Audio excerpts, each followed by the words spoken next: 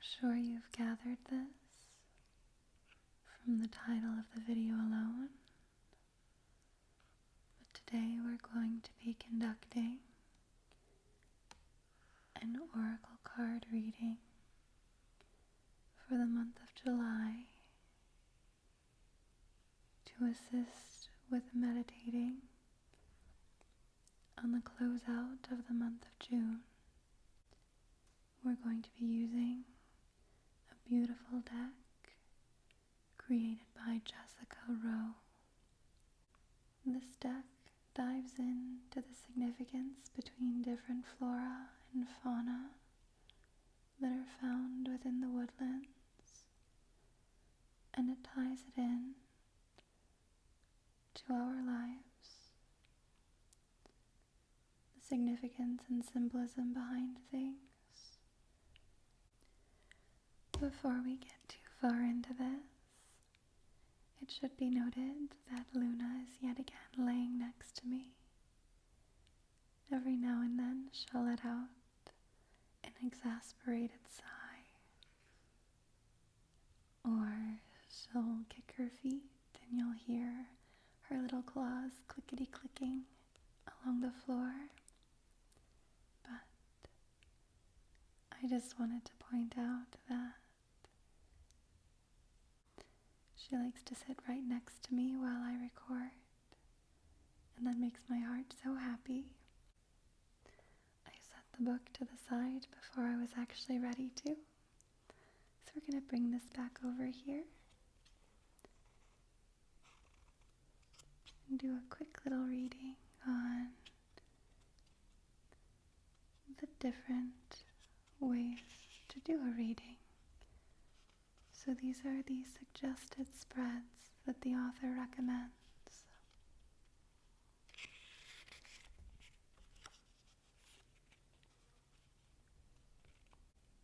The daily practice method, which is a one-card pull. A simple yet effective practice for getting to know the Wardens is this one-card pull. Shuffle the cards however you prefer. I like to shuffle, then twist the cards between both palms to mix their orientation. Shuffle again, cut with my left hand, then shuffle once more. It can be helpful to focus on a question you'd like answered while shuffling. When you pull a card, reflect first on your own experiences with the animal and plant depicted. Then reference the card in the guidebook. Meditate on the card and think back to it throughout the day to see how the themes play out. Keeping a journal can be a helpful way to learn the cards and discover their deeper meanings. In my tarot and oracle journals, I quickly sketch the card I've pulled, then make a bulleted list of the themes that either come up for me personally or indicated in the guidebook. I often return to my journal at the end of the day to reflect on what I encountered. I especially recommend the one-card pull when you're faced with an upcoming obstacle, trip, or deadline. This way, you have a daily practice that allows you to reflect and act on a certain mood or theme. I often pull a card the day before a big deadline, and this helps me plan my to-do list. I also use the one-card pull in lieu of an advent calendar, starting on December 1st and ending on Christmas Eve. This is often the most hectic part of my year, and the time when I look forward to seeing my family the most. The practice helps me stay grounded and focused, even amidst turmoil or anticipation. And then on the very next page, it talks about the past, present, and future pull, the 3-card pull. This is an easy spread for beginners, but it's appropriate for anyone. I use it often in my own practice, especially when reading for friends. Shuffle the cards that pull one for the past, one for the present, and one for the future. Look at each of the cards and pay attention to any themes that jump out at you.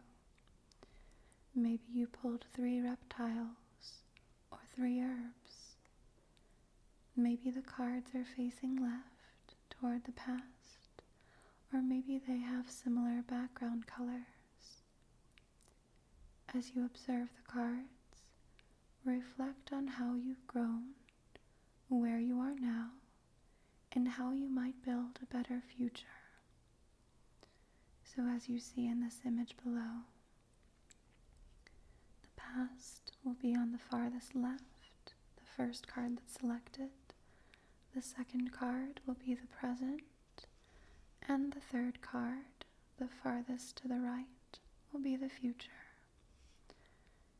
Now we'll set this book to the side and actually begin to shuffle the cards and to do our reading. From what I gather, there's no right or wrong way to shuffle cards. The method that I tend to use is literally just shuffling them until one card pops out. If it doesn't align properly, like distinctly, incorrectly, with the rest of the cards,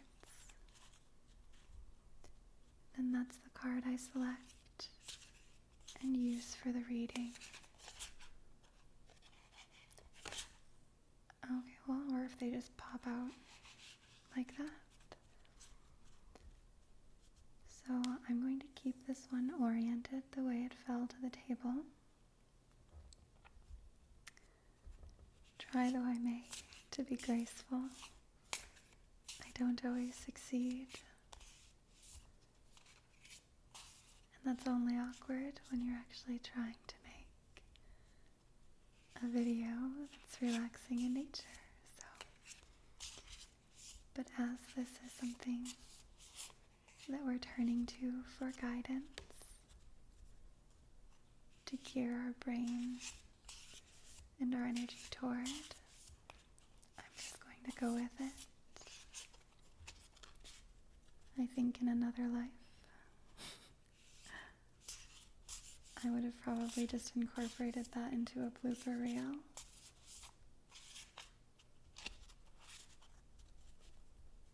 Since the task at hand requires us to listen, we're going to go ahead and listen.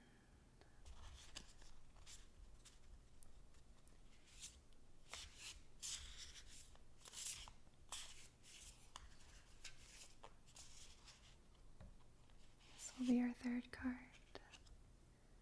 Wasn't too sure about the second one. It wasn't really speaking to me, but it did jump out, so we're gonna just press with it.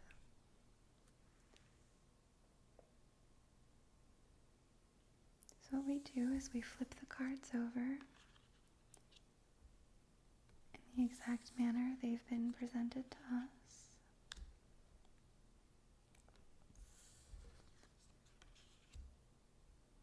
And then we delve into the guidebook again and read up on each of them. This card is upright. This is the past. This is the bobcat and the blackthorn, which signifies patience. The present is actually in reverse. This is the antelope and wheat, signifying nourishment. And this is the card for the future, which is also oriented upright. And this is the sheep and the blackberry, signifying devotion.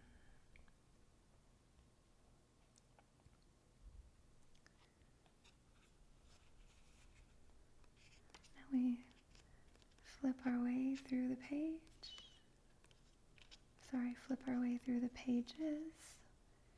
to find the specific page. for the card in question.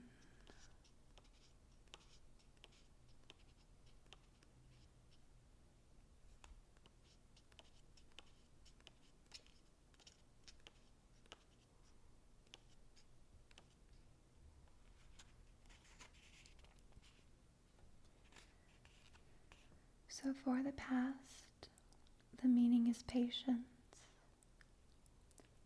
Bobcats are stealthy hunters, blending easily into their environment.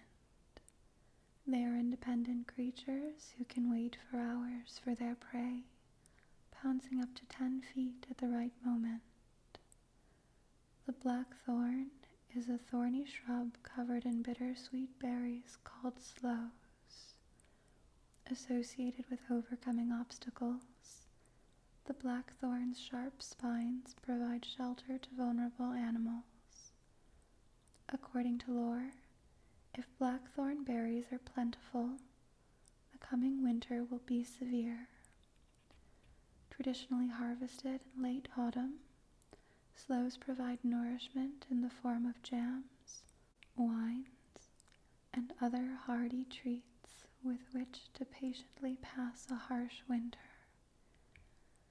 Upright, a difficult journey ahead requires preparation and patience. Channel the bobcat's stealth and pack plenty of provisions. Ration your sustenance carefully, remembering that berries are often sweetest after a hard frost. The one question that it suggests we focus on is how might I mentally prepare such that I can survive when supplies are low? That's the card for the past. For the present, we're going to be seeking out the card of nourishment.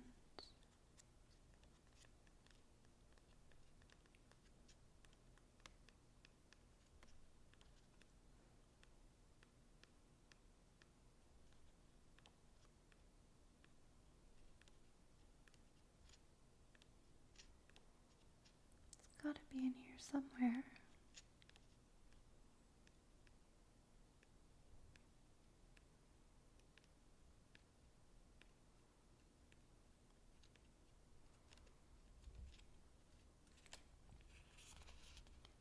There we go.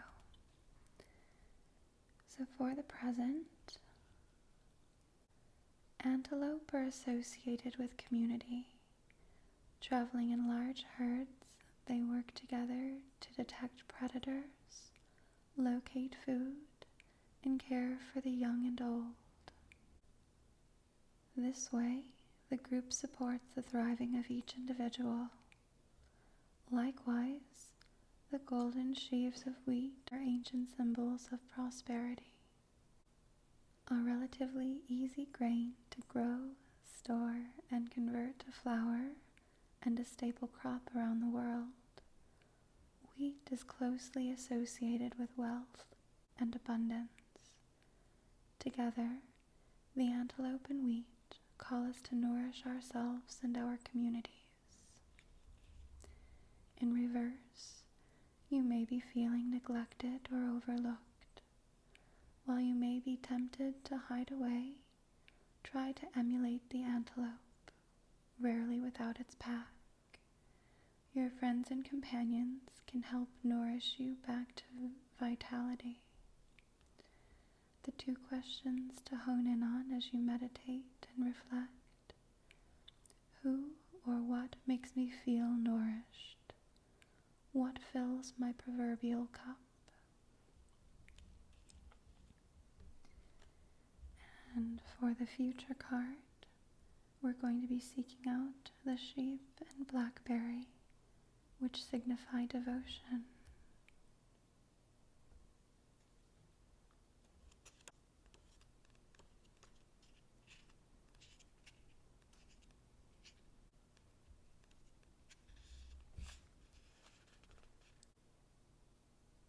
The sheep and blackberry calls us to focus on our commitments, whether they're to a partner, a job, a creative practice or a spiritual tradition.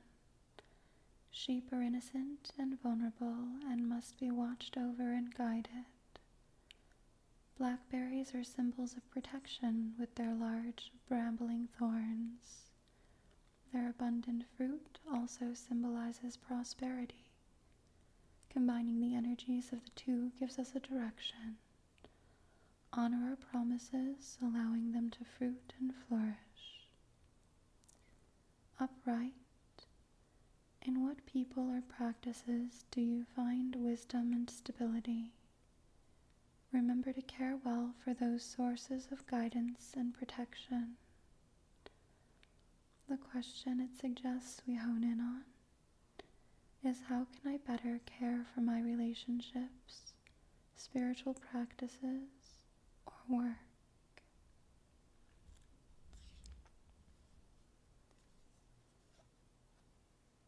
It's all very interesting cards.